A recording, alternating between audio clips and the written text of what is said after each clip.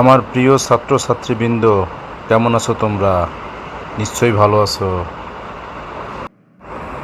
Sir, আমরা ভালো আছি। আপনি কেমন আছেন?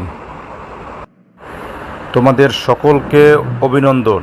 তোমরা সকলে এবার সফলতার সহিত এসএসসি পাস করেছো। ধন্যবাদ তোমাদেরকে, অভিনন্দন তোমাদেরকে। স্যার, আমরা তো এসএসসি পাস করলাম, আপনাকেও ধন্যবাদ।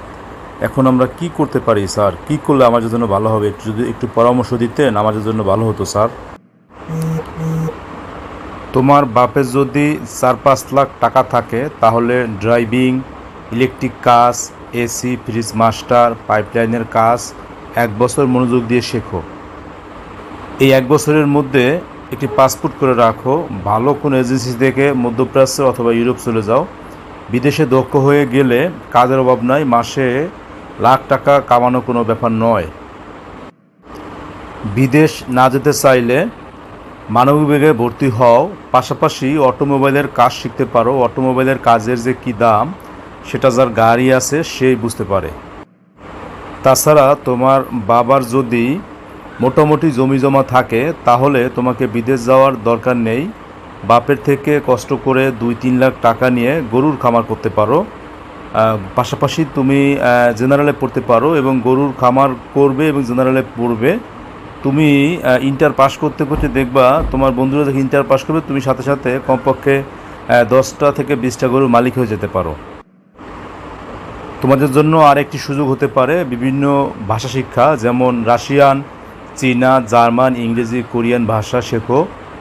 কাজের অভাব থাকবে না। এমন কোম্পানি আছে মাসে 5 লাখ টাকা দিয়ে এমন লোক রাখে, তবে ইন্টারে পড়াশোনা কন্টিনিউ রাখতে হবে। আর তুমি যদি খুব বেশি মেধাবী হও এবং খুব বেশি পড়াশোনার ইচ্ছা থাকে তো সেক্ষেত্রে ডাক্তার এবং ইঞ্জিনিয়ার হওয়ার ইচ্ছা থাকলে সেক্ষেত্রে যেটি করতে হবে সেটি হচ্ছে তোমার হাতের মোবাইলটি রেখে নিয়মিত পড়াশোনা করতে হবে। নিয়মিত পড়াশোনা করে ভালোভাবে তুমি পড়াশোনা করো, তুমি ডাক্তার, ইঞ্জিনিয়ার বা বিসিএস ক্যাডার হতে পারবে। আর যদি কোনো কারণে মনে হয় যে না তুমি একটু মিডিয়াম পড়াশোনা করবে সেক্ষেত্রে আরেকটি অপশন আছে, সেটা হচ্ছে ডিপ্লোমা ইন ইঞ্জিনিয়ারিং শিক্ষাক্রমে ভর্তি হওয়া। ডিপ্লোমায় ভর্তি হলে খুব সহজেই চাকরি পাওয়া যায় এবং খুব সহজে চাকরি জীবনে প্রবেশ করা যায়।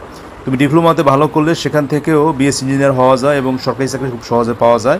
একটি বিষয় হচ্ছে ডিপ্লোমার ক্ষেত্রে আমি বলবো মোটামুটি মানের ছাত্র হলে বা তোমার একটু আগ্রহ থাকলে তুমি ডিপ্লোমাতে ভালো করতে পারবে এবং তুমি ডিপ্লোমাতে ভর্তি হতে পারো। এজন্য অলরেডি পলিটেকনিকে ভর্তি কার্যক্রম শুরু হয়েছে, তুমি সেখানে ভর্তি হয়ে যেতে পারো। তুমি যদি লম্বা ফিটফাট হয়ে থাকো তাহলে বয়স থাকাকালীন বিভিন্ন বাহিনীর চাকরির চেষ্টা করতে পারো। পুলিশ, সেনাবাহিনী, বিডিআর, সেখানেও চাকরি হওয়ার সম্ভাবনা থাকবে। আর এরপরও সব কিছুর মাঝে একটি কাজ করতে হবে, কেউ যাতে তোমাকে মূর্খ বলতে না পারে। তার জন্য তোমাকে পড়াশোনা কন্টিনিউ করতে হবে। ইন্টার পড়তে পারো বা জেনারেলে পড়তে পারো, তবে সবার পরামর্শ থাকবে তোমাকে যে কোনো পড়াশোনা যাই করো না কেন সেক্ষেত্রে সবার আগে হাতের কাজ শেখার ক্ষেত্রে জোর দিতে হবে। এবং তুমি যদি কোনো কাজে দক্ষ হও, দক্ষতা অর্জন করো, দক্ষতা দিয়েই তুমি তোমার লাইফে অনেক উন্নতি করতে পারবে। আমি যে পরামর্শগুলো তোমাদের দিলাম তোমরা এগুলো সেভ করে রাখতে পারো বা তোমার টাইমলাইনে শেয়ার দিয়ে রাখতে পারো। তুমি আজ থেকে 5 বছর পরে মিলিয়ে নেবে যারা আমার এই পরামর্শগুলো গ্রহণ করবে তারা কোথায় থাকে আর যারা পরামর্শগুলো গ্রহণ করবে না তারা কোথায় থাকে। আমি আশা করি তুমি এখান থেকে অবশ্যই এই পরামর্শগুলোর যে কোনো একটি গ্রহণ করলে তুমি লাইফে অনেক দূর এগিয়ে যাবে। যেমন তুমি যদি বিদেশ চলে যাও 10 বছর পর তোমার বন্ধুরা যেখানে চাকরির জন্য চেষ্টা করবে তুমি তখন প্রায় 50 লক্ষ থেকে 1 কোটি টাকার মালিক থাকবে, তখন তুমি বুঝতে পারবে আসলে বিষয়টা কী। তো সেক্ষেত্রে তোমরা এই পরামর্শগুলো মেনে যদি তোমার সঠিক সিদ্ধান্ত নিতে পারো তোমাদের জন্য আশা করি ভালো হবে। সকলে ভালো থাকবে, সুস্থ থাকবে, নিরাপদে থাকবে। ভিডিওটি ভালো লাগলে অবশ্যই লাইক, কমেন্ট এবং শেয়ার করবে। ধন্যবাদ সবাইকে।